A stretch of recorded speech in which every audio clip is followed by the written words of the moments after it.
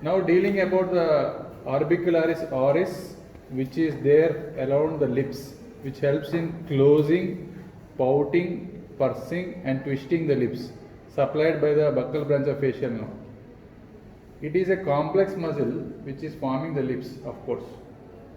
It has got extrinsic and intrinsic components. Extrinsic and intrinsic components. So extrinsic component, it is superficial as name implies. Intrinsic component is internal, inner side.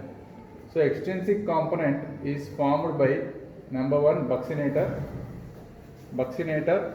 which is going to go towards the modiolus, which is there 1.25 centimeters from the angle of the mouth. It has got upper slip and lower slip down, and an intermediate slip which goes, lower fibers go upwards, upper fibers go downwards, and then which is a forming a most important part of the this particular modulus. Next is levator anguli oris.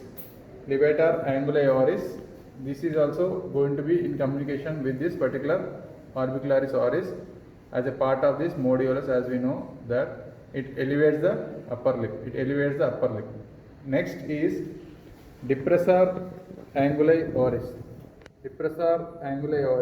Which is there below for the lower lip. It forms a part of this modulus, and these are all in communication with the superficial interlacing muscle fibers of this orbicularis oris. Next, if we go to the intrinsic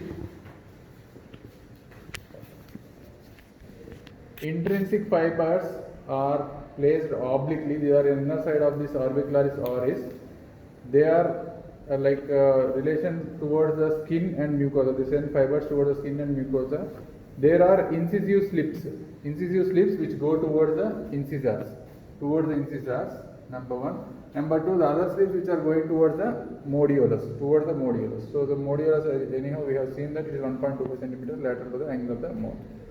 So it helps in the following actions. Number one, closing the lips. Number two is pouting the lips.